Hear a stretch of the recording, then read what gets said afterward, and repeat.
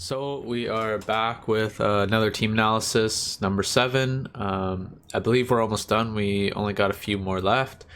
So if you're new to this or this is your first one, this is for the NCPL or the National Competitive Pokemon League. I deal with 5 attributes that I think are core or at least average to the core of building a good team. Those are offense, defense, speed, hazards, and momentum. Each is rated out of 10, 10 being the best, 0 being the worst, and a total maximum score below it, 50 being the best and 0 being the worst. So we haven't had any zeros. I don't think we've had anybody below 30 either. So like I said many times in this draft, we have really strong players, really strong drafted teams. There really isn't any bad drafted teams. I would say there's just good and really good.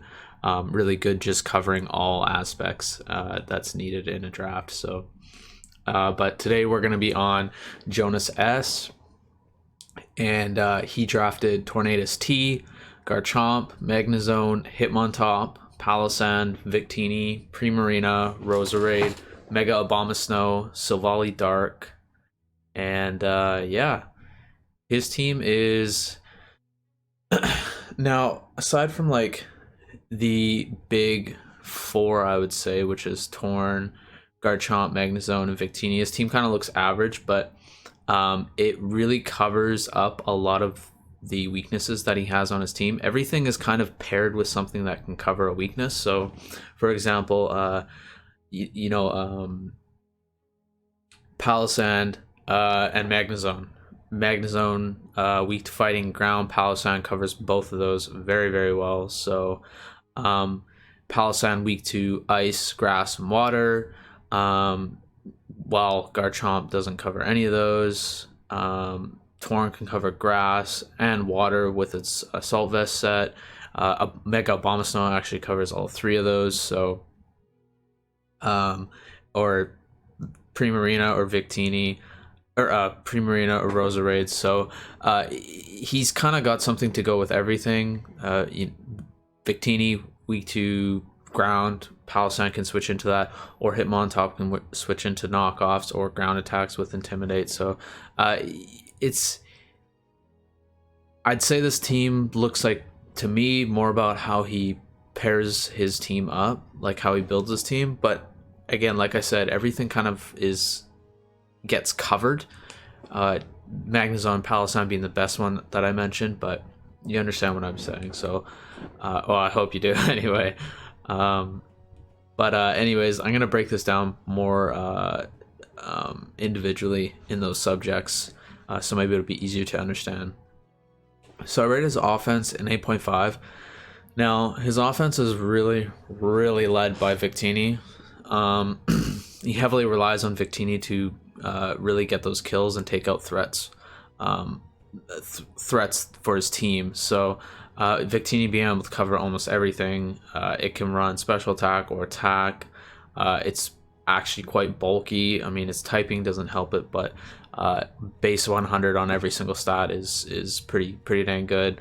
So base 100 would be 328 speed, which is not bad. I mean, there's no reason not to choice scarf this Pokemon unless you're outspeeding every single Pokemon on the opponent's team anyway. You might as well band it or specs it, but there's no reason not to scarf it because all of its moves are over base 100, I believe, or most of them anyway. V-Create being 180 base fire attack, so to have that 180 base fire attack with around 300 or 280 attack scarfed, so around what is that, 470 something? It's high. There's no reason really not to scarf that, so the team's got to watch out for that being scarfed. But yeah, led by Victini, Bolt Strike, Sacred Fire, or V-Create. Was that Seared? It's Seared something, or it's the Blue Flame. I can't remember the name of it. But aside from Victini, he's got Torn T, who's really like an offensive pivot. You can run it defensively with the Assault Vest set, but he may want to opt to bring Defog, so that might not be an option for him if he's not relying on Hitmontop for that. Then you got Garchomp, who's a really phenomenal lead, an offensive lead. It can rock. It can threaten other leads like Landorus and stuff like that with Ice Beam, or Draco Meteor or whatever he's planning to do. You can also run the Swords Dance lead set, which is really scary as well. It's just one of those leads that you really gotta make sure that you have something on your team that's prepared to lead against it, because if he does bring it, it generally would lead that Pokemon, because one Swords Dance, Garchomp's pretty bulky. He's generally going to live almost any attack unless it's like a really heavy ice attack, or a heavy dragon attack. And even if at that, if the attacks or special attacks not over 300, I don't think it's one hit KOing. And then he can, EQ, Dragon Claw. I mean, Garchomp's not slow. He's 333, so it's really not that bad. And his attack's quite high. I think it's around 370 or 350 or something like that. So next we got his Magnezone. Now, Magnezone's a good Pokemon, and it did get Body Press, which is great. So its analytics set is really useful as well too.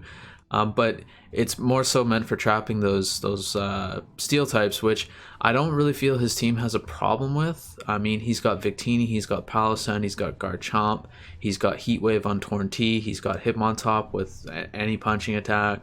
I don't really see. Don't get me wrong, it's a good Pokemon, and I think it works well for his team because of the slow Volt switches. But I'm just wondering why the Magnezone, and why not something that might do the Volt switching better. But again, Magnezone, it's a Steel type. He actually does need a Steel type to deal with fairies. He has Roserade, but Magnezone is quite threatening for fairies. And its Volt switch does hit pretty dang hard. So the slow Volt switch, I think, is the most the most useful part of this Magnezone, because he can get his Torn-T in for free to get that Regenerator back up. He can get Mega Abomasnow in for free, Victini in for free, which I think is the big kicker here.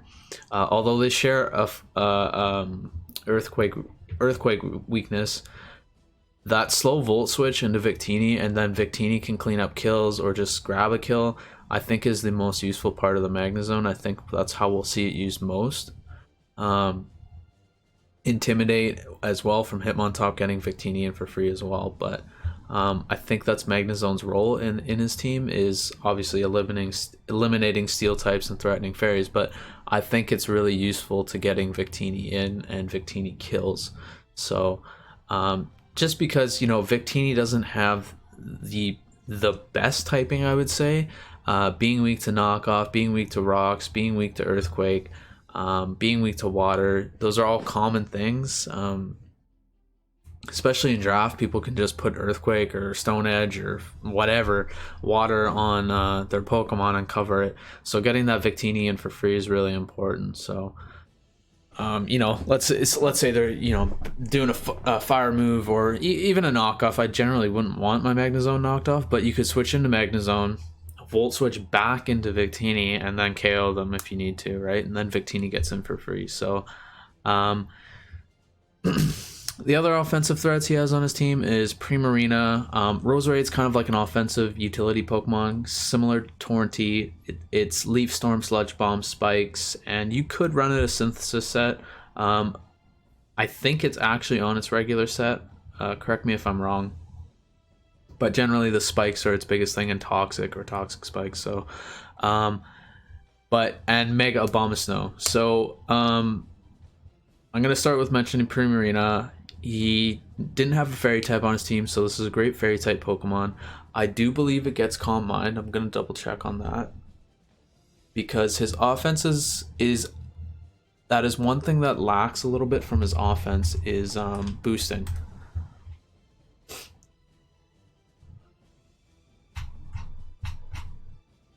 It does not get Calm Mind. I could have sworn it had Calm Mind.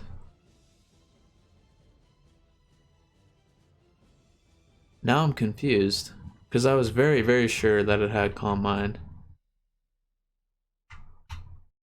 Okay, yeah, it got it in Sword and Shield, that's why. Which makes it a lot better.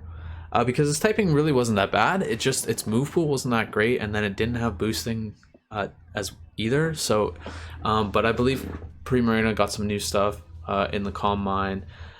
It does cover fairy types, and it's a water type for him as well. Has Energy Ball. It has Ice Beam. It also does have Misty Explosion if he needs to use that on Josh. I really don't think that would be the option, but it has Scald, has Shadow Ball, it does have Toxic. So it's a pretty good Pokemon, and the fact that it gives his team a boosting threat is good, because I felt like his offense was kind of lacking that outside of Garchomp.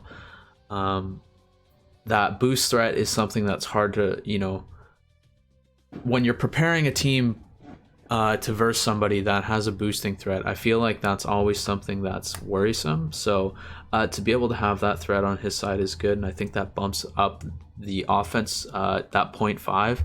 I think if he didn't have it, I'd probably rate his offense an 8.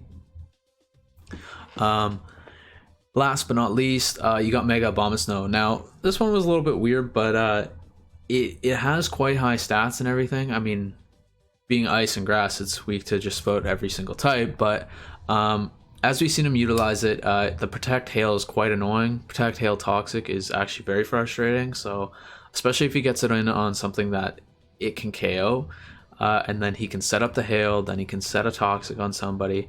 It's pretty dang annoying. I do feel like it falls victim to rocks. His team kind of has a rock weakness between Mega Abomasnow, Victini, and Torn, so that is something that I feel like could be an issue for his team, especially the Mega Abomasnow. I'm pretty sure it would still get hit by a Stab Stone Edge. I could be wrong. Let's calc that real quick.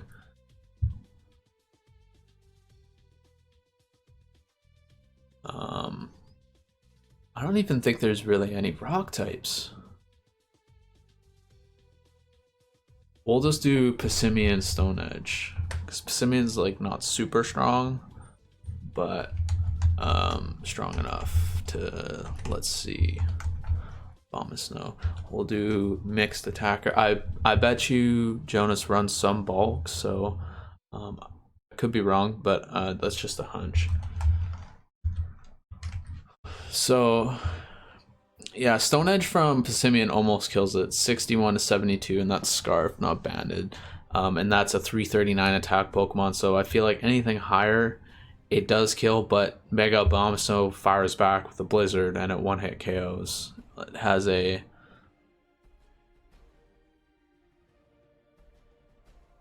what's the chance? 31% chance of one-hit KO.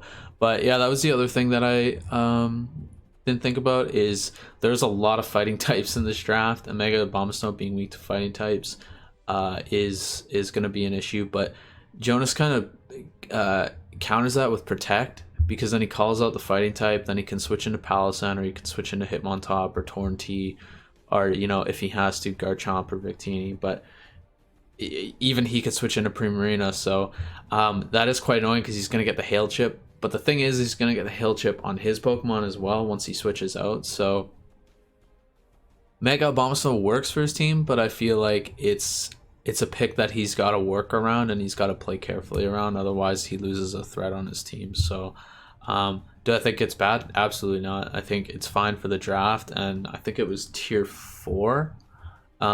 So to be worth only 2 points and get a Mega out of it, who has Grass, Ice, and he can be special attack or attack. It does have Ice Shards, so he's got good attack and special attack. His bulk is quite good too, so I'll read his base stats off for you guys, so you not think I'm pulling your leg or something.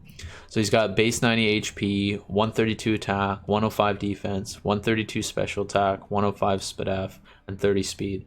So that's another thing too. He does have a threat in his matchup versus Robin in Mega Abomasnow. So if he wants to set up Trick Room, well, he's got to have to deal with Mega Abomasnow, right? So I'm pretty I got a lot of pretty sures here. Now I did have notes, but I didn't have calculation notes. I generally do calculations when I'm versing people. I don't like to do the calculations in the team analysis. I feel like it gets too long, and I don't know if that bores people. But if it doesn't, let me know. I would be happy to do more calculations in my team analysis. So I wanted to check the Marowak, what his base speed was. Oh, so Mega Abomasnow is actually slower. So he has a real threat versus Robin in Mega Abomasnow. Marowak, Alola, base speed is 45. Abomasnow's is base 30. So he actually has a pretty viable threat against the team. So although I think it learns Earthquake as well. So yeah, that's quite scary. But anyways, his offense is 8.5. I think it could be better if he had a bigger boosting threat, which he doesn't really have. It's really heavily relied on by Victini, but by no means bad at all. 8.5 is quite good. So, and Victini really covers everything. It's a pretty hard offense to get around. So, next up we have defense. I rated an 8.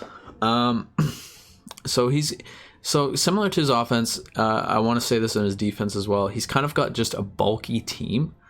He doesn't really have like a crazy offensive threat. I mean, Victini is pretty hard to deal with, but it's not like who do I want to mention here? Who can I mention? Let's have a look. Just so you guys understand what I mean by like crazy offensive threat. I mean, Victini is very hard to deal with, but it's while it can do a lot of things, it's generally pretty standard. I mean, you can kind of figure out its set on its first move, right? You can figure out if it's scarfed, if it's banded, if it's spexed, is it physical or is it special? A crazy offensive threat that I think would be really hard to deal with would be something like, Dragapult. Blacephalon is pretty frustrating to deal with. Mega Lopunny, things like that. I mean, Victini is good, and I don't want that to be mistaken in what I'm saying right now. I just feel like he doesn't have that overwhelming threat that you have to deal with. Victini can be dealt with Scarf Earthquake, Scarf Stone Edge, Scarf Knockoff. Whereas Mega Lopunny, it's going to fake out 12 times in the match. It's going to chip your team down. It's a stab fake out. Blacephalon's got stab Shadow Ball. He has over 400 special attack. He's fast. He has Beast Boost. Zygarde 50%. There's another one. That would probably be my top threat in here, is Zygarde 50%. It's super bulky. It has Coil. It has Dragon Dance. It has Thousand Arrows. Things like that. That's what I would refer to as a crazy offensive threat. One thing I didn't mention though in the Victini, I believe it has U-turn as well, so it helps his offense because if it's a threat that's too much, he can U-turn out. But again, that reveals if it's scarfed or if it's not, right? So, but yeah, I'll give that a rest here. Getting on to his defense, he's got Torn T, which is kind of the backbone of his defense here, with a Regenerator or Defog or Solvest set. It's got Heat Wave, it's got Hurricane, it's got U-turn. So this Pokemon really kind of holds his team together and scouts a lot of what the opponent has and what the opponent's trying to do. Now remember, scouting doesn't just have to mean like, what move they use. Scouting could mean what that Pokemon's trying to do. So while he's scouting, if the person is holding back one Pokemon, he can calculate whether that's the threat of his team, and that's what the opponent is trying to utilize as their win con. So that is kind of things that Torn T can do really well, because he can keep coming in with Regenerator. It's quite frustrating to deal with because it's very fast, 375 speed. It's got quite high HP, over 330, and its special attack and attack is not that bad. So it's still threatening to get hit by it. get hit by a hurricane or get hit by a heat wave on the switch, because you can tank it and then get U-turned, and then you're really not tanking anything, you know. So this team's really held together by Torrentee. This does a lot of the work for his team as well. So probably his best defensive pick here. He's got that paired with, you know, Garchomp can be run defensively as well with Rough Skin Rocky Helmet. Can take out those offensive threats, like, you know, if some Mega Lopunny, for example, if Mega Lopunny's trying to fake out your entire team, well, I mean, Mega Lopunny's going to have to worry about taking Rough Skin Rocky Helmet or just Rough Skin in general. So he's also got Palossand. Palossand is the only Pokemon on his team who has reliable recovery in Shore Up. I do feel like this drops his defense down a little bit, as his team would be weak to Chip and Wall Breakers, because the only person that's going to be able to recover up is that Palossand. So, not to mention, Palossand is also an annoying offensive threat as well with Shore Up, Calm Mind. Next, defensively, Hitmontop. You know, pretty standard: Intimidate, Rapid Spin, Toxic, be annoying. That's really what Hitmontop does. But again, it doesn't have reliable recovery, so it is threatened by Toxic. It is threatened by Rocks. It doesn't like to, you know, constantly have to deal with those things. Next up, you got Roserade. Similar to Garchomp, it's like an offensive threat, similar to his Torrentee as well. His team is very bulky and offense oriented. I wouldn't say it's like, you know, holy shit, he's got Blissey, he's got Chansey, he's got, you know, a wall. I would say his team is closer to hyper offense than it is to balance, in my opinion. But Roserade being Toxic, Spikes, Leaf Storm, Sludge Bomb, it helps him deal with those fairy types. And last but not least, he grabbed the Silvally Dark, which I think is good, especially in the case with Chris, who's got Reuniclus. I think that really helps him out.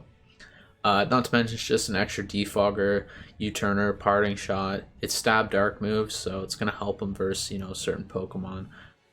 You know, Swords Dance, multi-attack on Mega Slowbro or something like that, right? So I rated his defense an 8.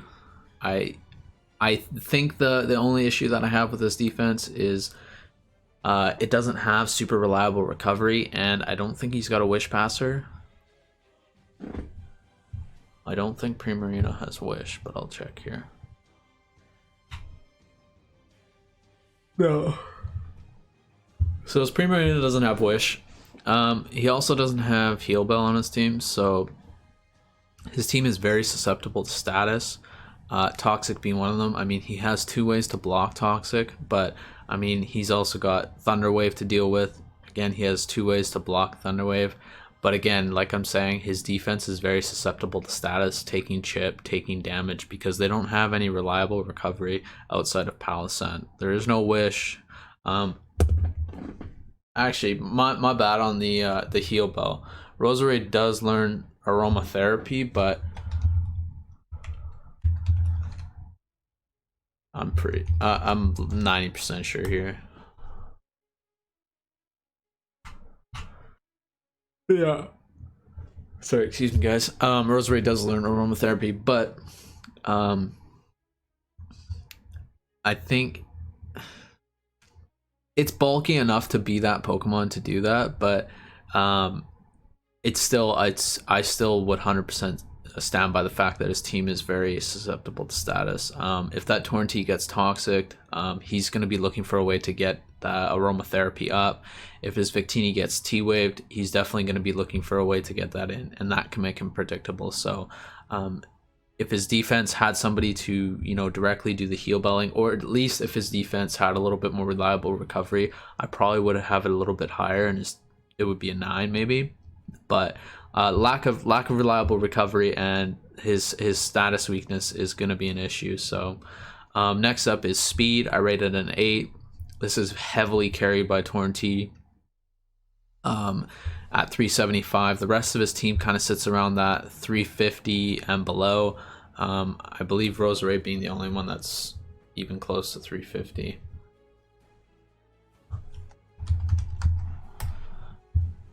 Yeah, not even close. Actually, I don't know why I thought it was faster.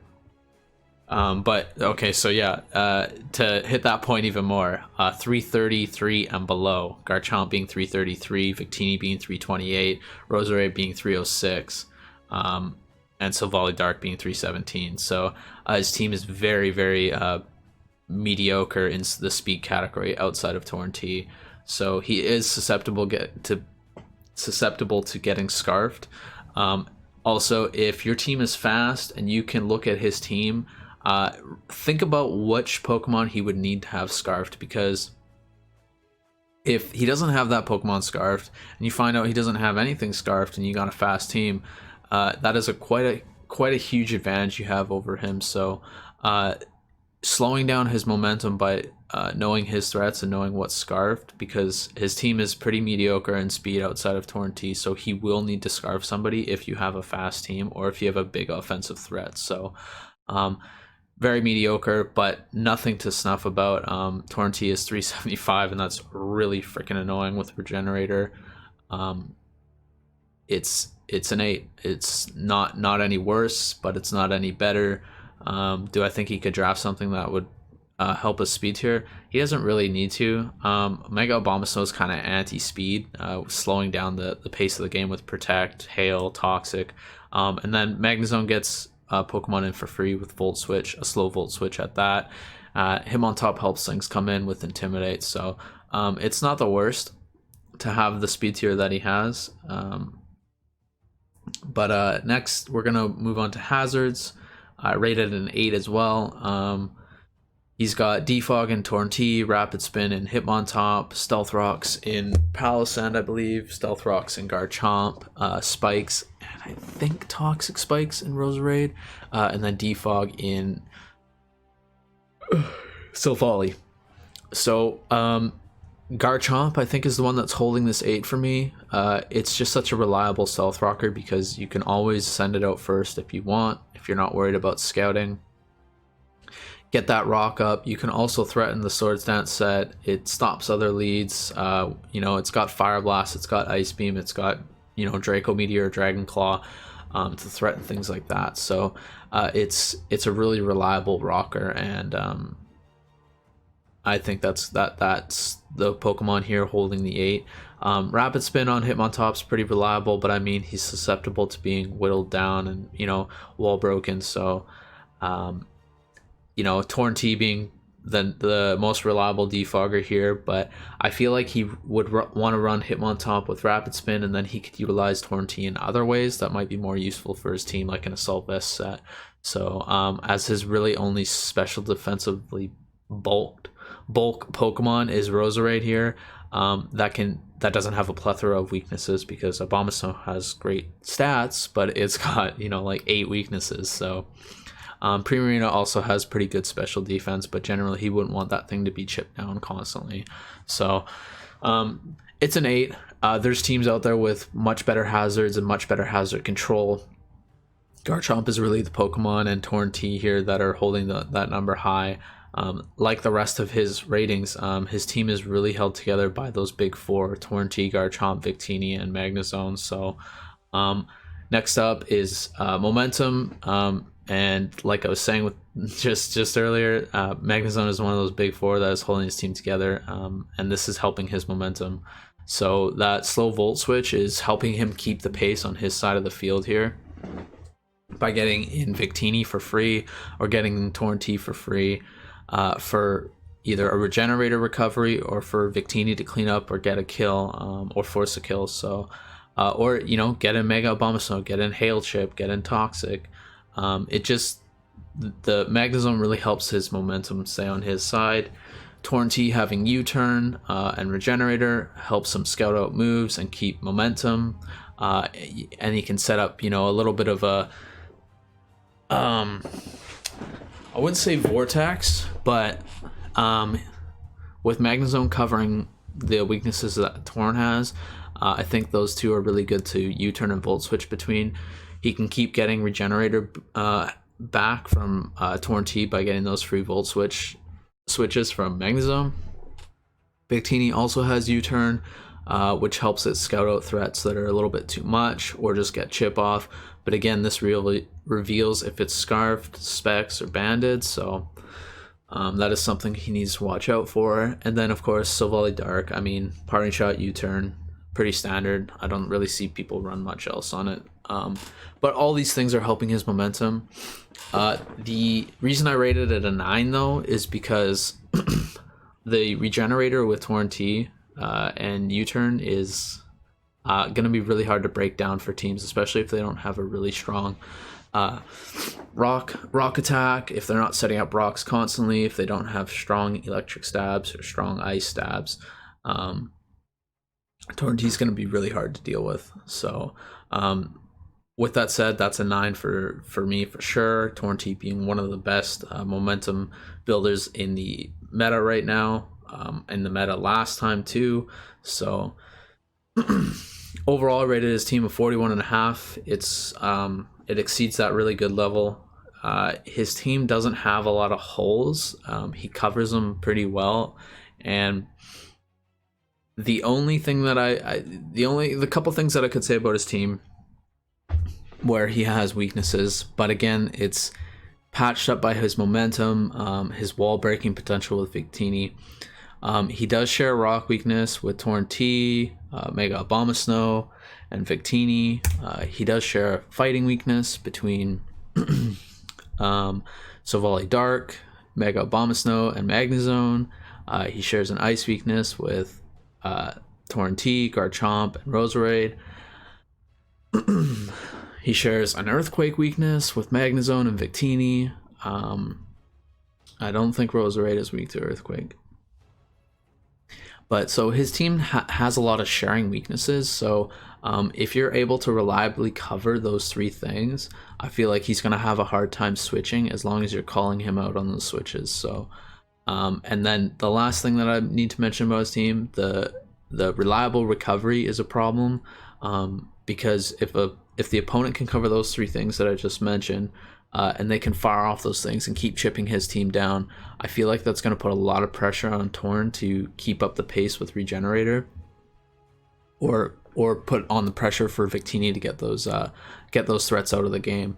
And then being with no reliable recovery and only aromatherapy and Roserade, which is an okay Pokemon to have aromatherapy on, I feel like he's very susceptible to status, to T-Waves, to Will-O-Wisps, to Toxics, Toxic being the worst one, hitting Torn T, Garchomp, Hitmontop, Palossand, Victini, and Mega Abomasnow, or Primarina, which generally I think are the Pokemon that he's going to be utilizing the most. So being weak to Toxic, not weak, but being status weak is a little bit of a problem for his team as well. So if he can deal with those things, his team is looking in pretty good shape. He's made 0 trades, so if he's gonna fix anything, he's absolutely able to.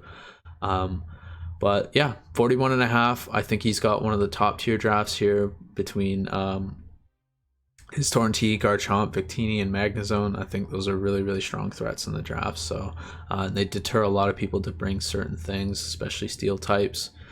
Since he's got 4 ways out of those 4 Pokemon to deal with a steel type, so that helps him versus things like Celesteela, or the person might not even bring it, which is great. So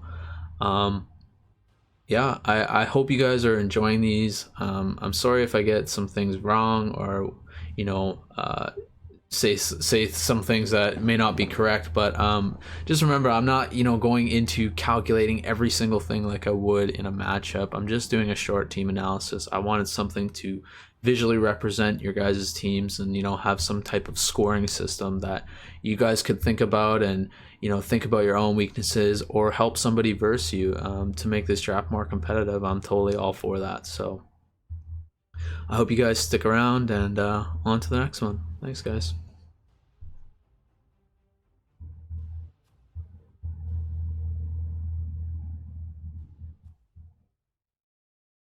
So here with the second person for the number 7 team analysis, Calvin.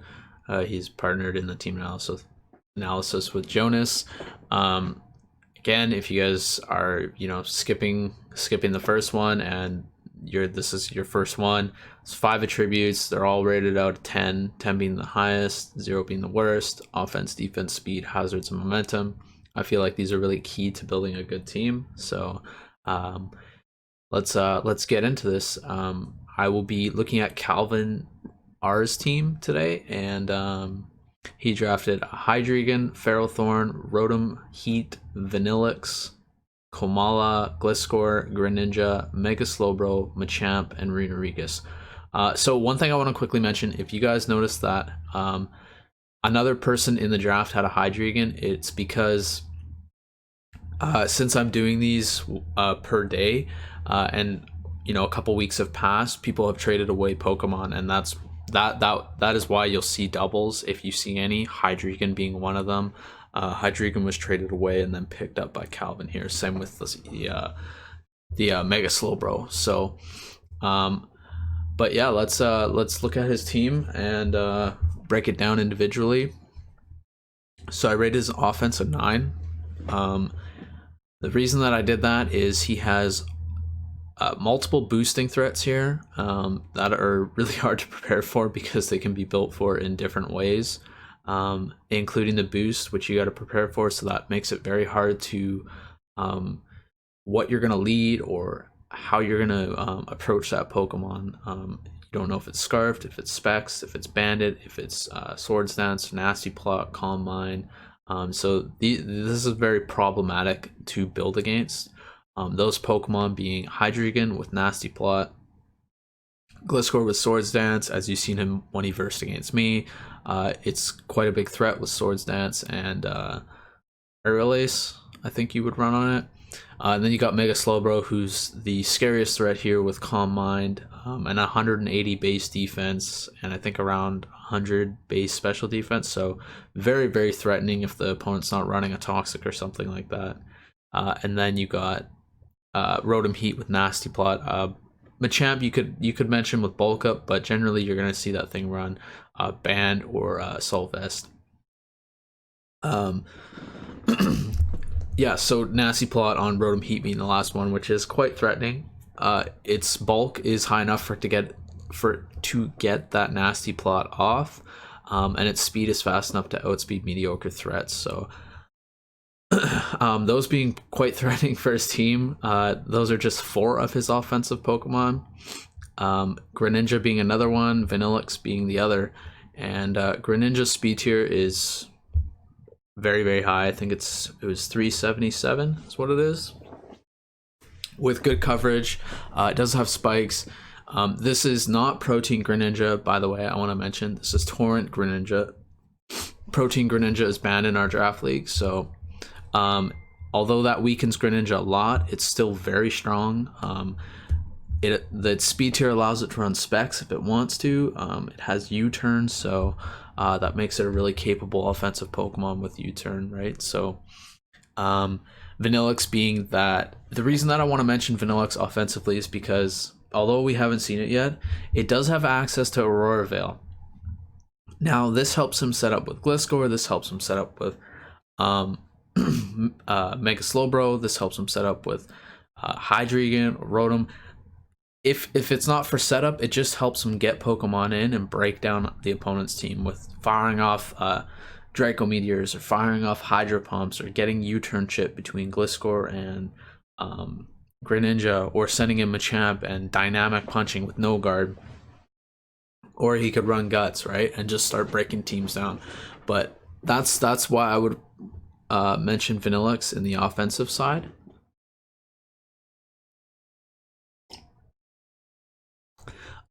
This absolutely warrants a 9 for me.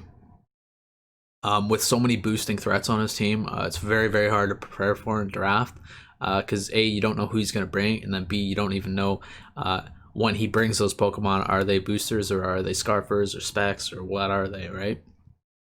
So scouting is very, very important versus team, versus offense. So next we got defense. I also rated this a 9. Rotom Heat's a great defensive Pokemon. It has levitate, so it deters the earthquakes. His team isn't really earthquake weak, but just having that immunity is nice. And that fire typing is going to help him versus things like grass types and stuff like that, or electric types. With that electric typing that he has, it's going to help make a slow roll. He's got Ferrothorn, which is just... It's Ferrothorn. It's that effing annoying Pokemon that never dies. It has Stealth Rock, it has Spikes, it has Power Whip, it has Gyro Ball, it has Knockoff, it has T-Wave, it has Toxic. A very versatile defensive Pokemon. It has high enough Spadef to live a Fire Blast from certain Pokemon. Has high enough defense to live fighting type attacks.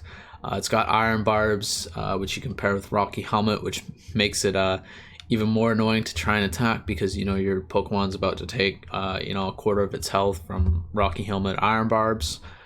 Not much more to mention. I just mentioned his entire move pool. He can be run defensively or Spadef.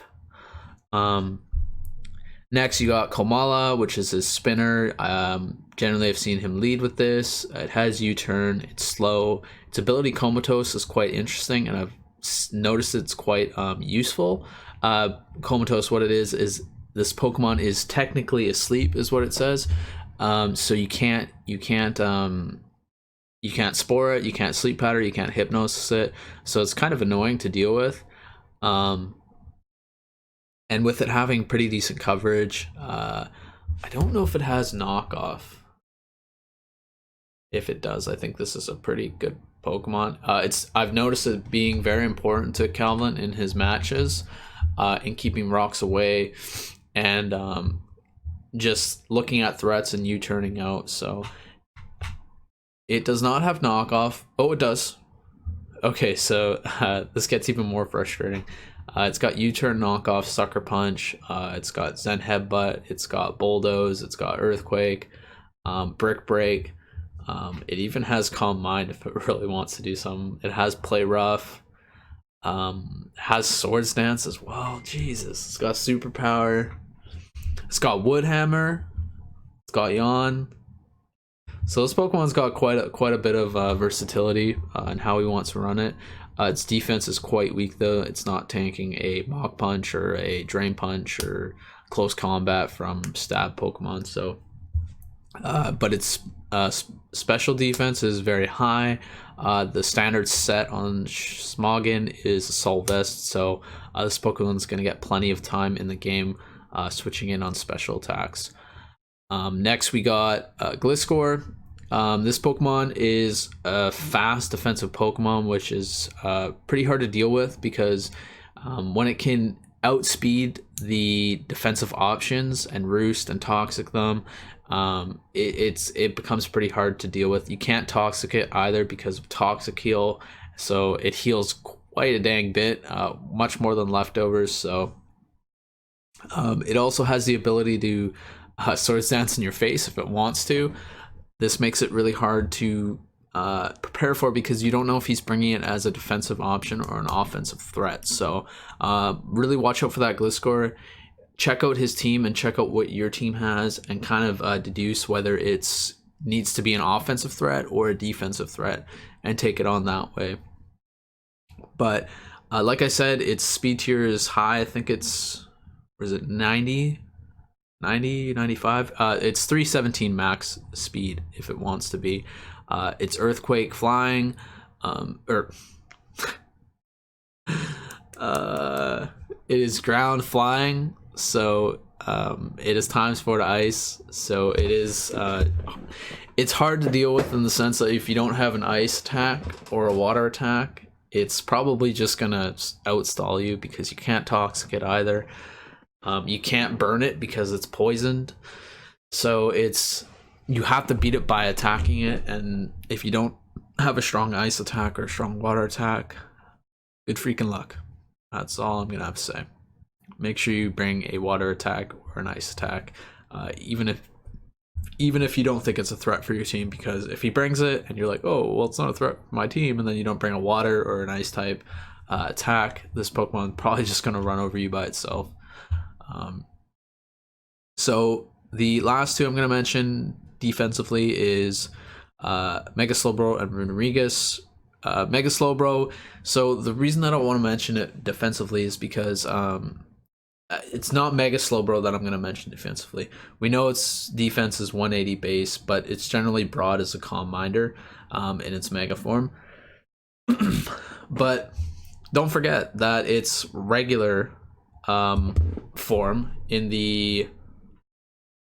Sorry. Okay, it's working. Its regular form, Slowbro, it has Regenerator and Teleport, so he can bring it like that if he wants to. This will help him get in Greninja for more damage, Hydreigon him for more damage, or Machamp. Really, the Teleport and the bulk that this Pokemon has is going to be pretty frustrating. Defensively, it really helps his team mobilize. If he's not bringing it as a booster or an offensive threat, you gotta remember, if this isn't the offensive threat, what is the offensive threat? So he's gonna teleport into that offensive threat more often than not, because teleport's a -7 or -6. It goes last no matter what, so it's a free switch. And with Regenerator, pretty easy to do that multiple times throughout the game. I think it was the Vikram. I think Vikram has the Slowbro. This is what Vikram does constantly in his match with Slowbro. He teleports out, gets that Bulu in, or gets that Heatran in, fires off a move or Stealth Rocks. Very annoying to deal with, and with Calvin's offensive threats, it's going to be pretty hard to match up. So next we have Speed. Getting ahead of myself. I'm sorry, guys. It's been a couple days since I had done these. Let's have a sip of coffee here.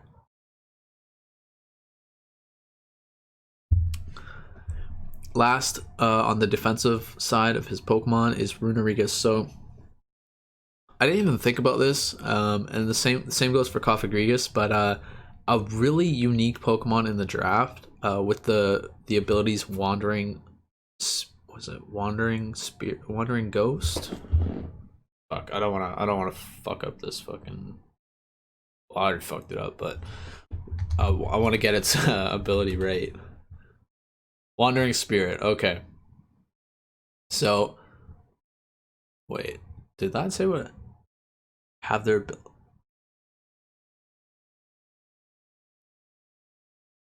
Okay, I don't think it works the same as Mummy.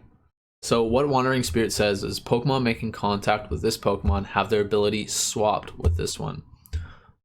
So I don't know if that means if it swaps abilities with Runerigus or if it just gives them Wandering Spirit the same as Mummy.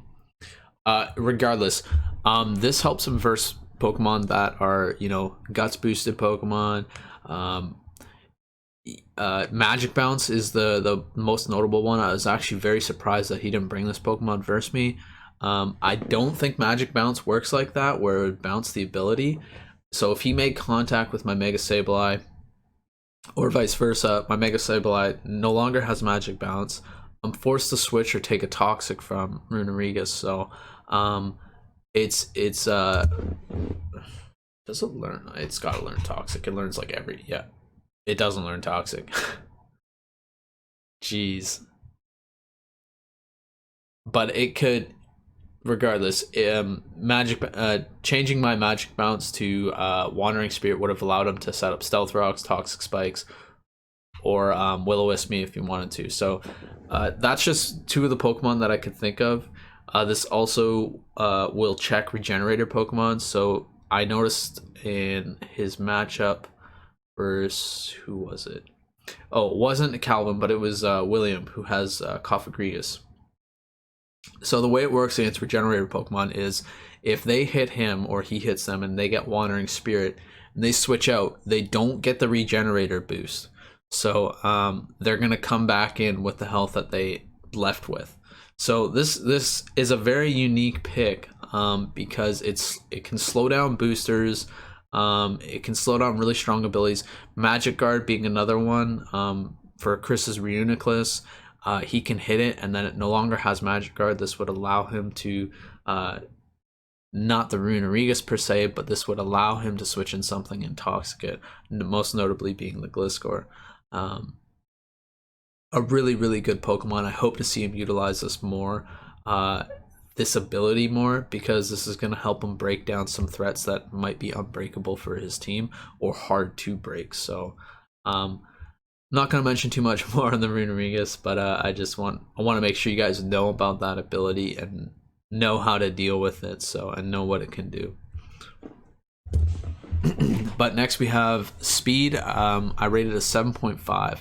So similar to Jonas's team, outside of one Pokemon, his team is very, very mediocre.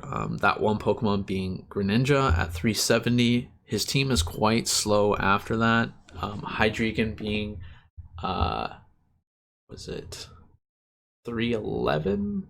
I'm thinking of somebody else here. Hydreigon, Smogon. Yeah, so base 98. I think it. What is that? What is that average to? So 324. It's kind of a weird speed tier, but it's not that fast. So it would get outsped by things that are base 100, which a lot of the above average Pokemon are. Its special attack is really high. Its bulk and typing are quite good, but the speed tier really being carried by Greninja here. If he didn't have Greninja, I probably would rate his defense a whole point less, or his speed a whole point less. Because after Hydreigon and Greninja, you have Rotom and you have Gliscor, and those are very average speeds, and they're fast for defensive Pokemon, but not fast for offensive Pokemon. So, once you eliminate those four, Greninja, Rotom, Gliscor, Hydreigon, you look at a speed tier. It's Vanillux at 284, I think is what it is. Then you got Slowbro, who's not fast. Machamp, who's not fast. Komala is very slow. Ferrothorn very slow. Runerigus very slow. This will help him versus Robin in the Trick Room fight, so he can bring some slower threats and he can build them to threaten in the Trick Room. So, but I do feel Calvin will struggle against fast teams, as he'll need to scarf certain Pokemon to take out particular threats. So that warrants a 7.5 for me. I think he could clean up his speed a little bit with some Pokemon, but he has great defensive Pokemon and his momentum's pretty good. That is like not super impactful if he doesn't have faster Pokemon, but again, I think he will struggle against faster Pokemon or faster defensive threats to toxic his team. So moving on though, we're going to go to hazards. I rated a 10. So he has hazards all over the place and hazard removal. He's got hazards with Ferrothorn, Stealth Rock, Spikes. I don't know if we get Toxic Spikes, but Iron Barbs, Rocky Helmet, which I'm going to mention in hazards as well, because this is going to deter physical attackers from attacking, which again would force them to switch out, take Stealth Rock damage, or allow them to set up. So set up Stealth Rocks or Spikes. You got Gliscor with Stealth Rocks, very reliable. It's faster than almost every other defensive Pokemon out there, so setting up rocks in front of a defensive Pokemon is going to be quite easy. You have Hail from Vanillux, which is, as we've seen Jonas do, it's quite annoying to get chipped by the Hail consistently.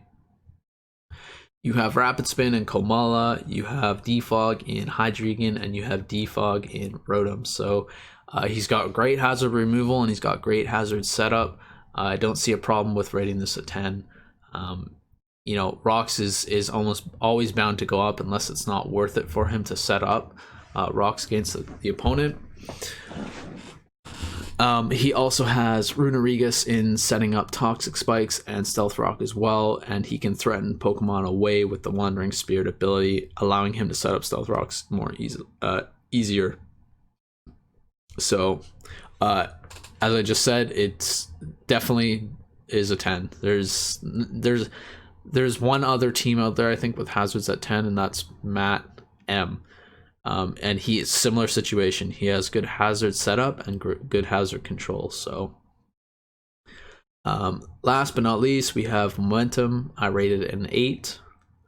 So he's got U-turn in Greninja, Volt Switch and Rotom, U-turn and Hydreigon, U-turn and Gliscor, U-turn and Komala. So his momentum's quite good, but the only thing that I'm going to say about his momentum is he shares a weakness with Greninja, Komala, and Hydreigon. They're all weak to fighting, so he's never ever going to rotate through them. He can't create a vortex between those Pokemon. Now, he can create a decent vortex between Rotom and Gran, or Rotom and Hydreigon, or Rotom and Komala, but this is going to chip down and wear down Rotom, and putting a little bit too much pressure on Rotom to take those fighting type attacks.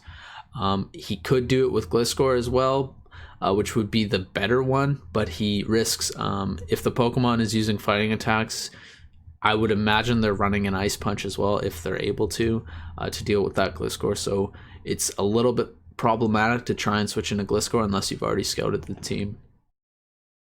But overall, this is no less than an 8 at all. With all that U-turning and Volt Switching, this is going to help. Not to mention Teleport, which is going to help him get in more offensive threats. So he's got a lot of momentum building and a lot of ways to get Pokemon in for free or in an optimal trade. So no less than an 8, but no more than an 8.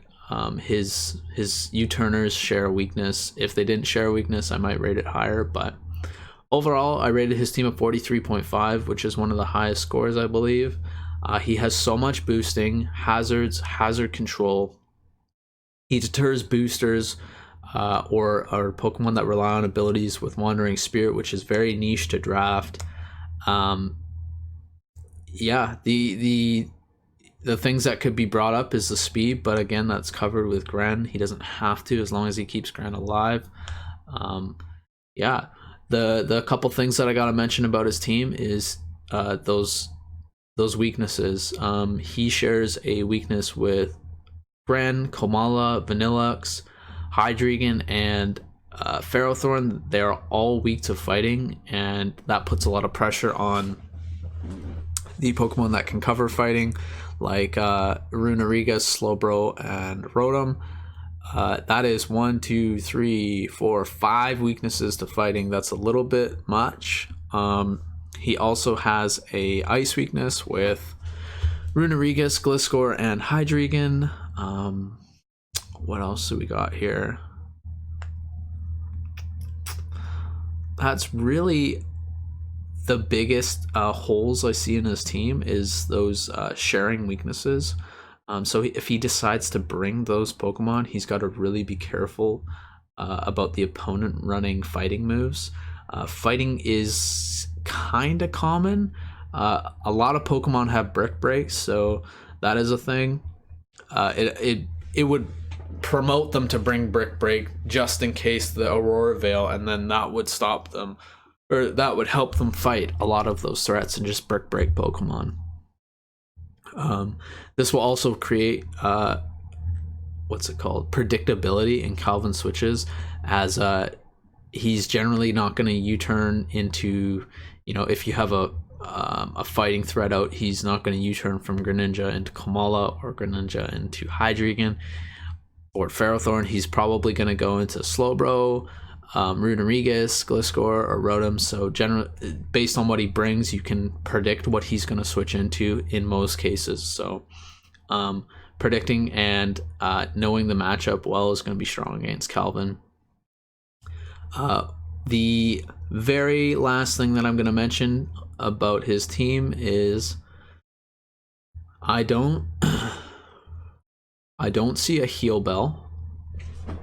Vanillux might have Heal Bell, but if it doesn't,